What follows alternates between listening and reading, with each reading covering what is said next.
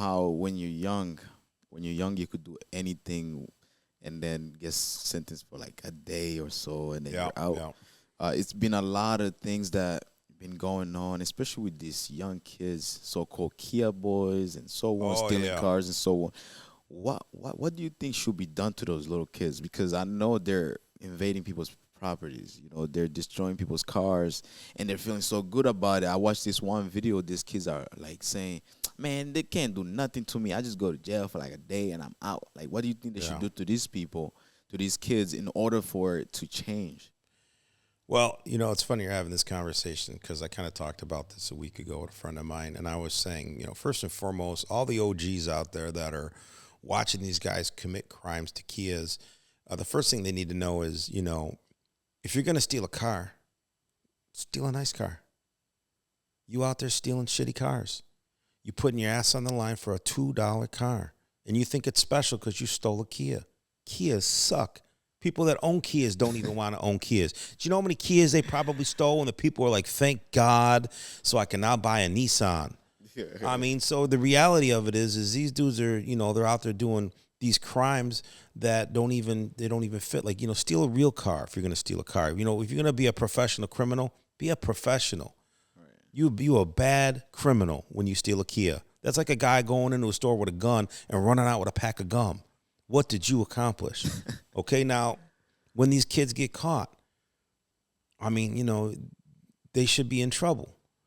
And if they're getting out the really next day, I don't think that's the way it should go, but I don't think they should be sitting in prison with men.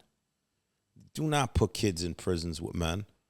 You put kids in places where they can be, educated, where, you put them in a spot where they can go and you escalate. It's not boom, prison. It's like you 15 years old, man. You don't go to prison. You go to juvie for a little while until you calm your little ass down.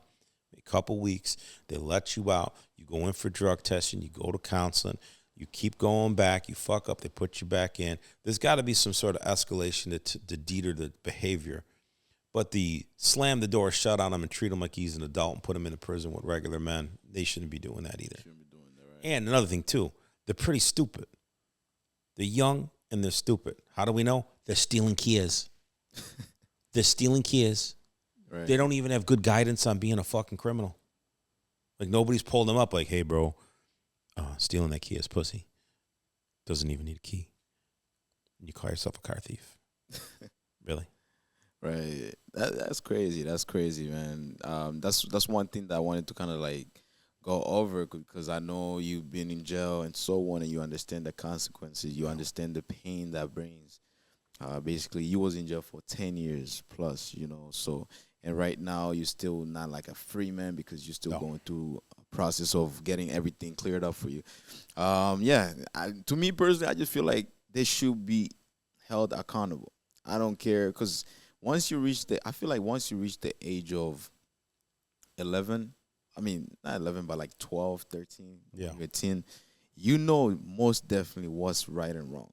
Yeah. It's either your parents will have to pay, because a lot of parents, they're not even paying nothing. Yeah, yeah. It's either your parents have to pay or this kid, like you said, should be in juvie for a period of time. Absolutely. They have to serve that time and be able to be educated, to be able to be disciplined in a way that they know, okay, I did this, it was a wrong thing to do.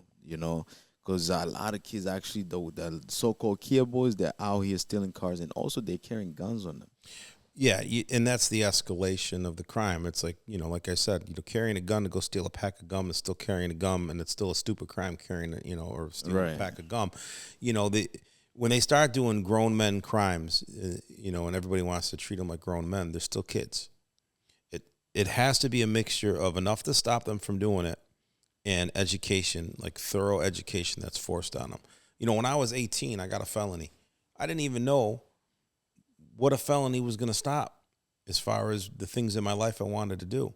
So by the time I started going to college, a couple years later, I realized while I was in college and I was like, going to this class that was talking about all these different jobs I can do. Every single job we talked about, I couldn't do because I was a felon. I didn't even know this when I was 18. And they just get stuck with. How long that stuck with you, though? That was for life. Really? So for the rest of my life, from 18, I fucked my entire life up. And believe me, when I was 18, I was, I was fucking, I was driving, I was, I had a gun, I was making money.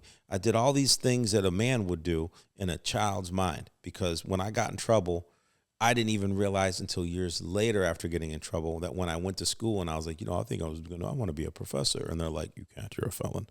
What about a real estate agent? You can't, you're a felon. Well, how about this? You can't, you're a felon. I'm like, well, then fuck this college, man. I'm out of here. The fuck am I going to do here now? My life is fucked. So I was 18. Can you imagine if you were 15? I mean, so, there has to be a program that's built with the right measure, of punitive and education. And it's got to be done sternly, but with kindness. Prison ain't kind. Prison is not kind. Prison is the door slams and they might as well just lean in and go, fuck off.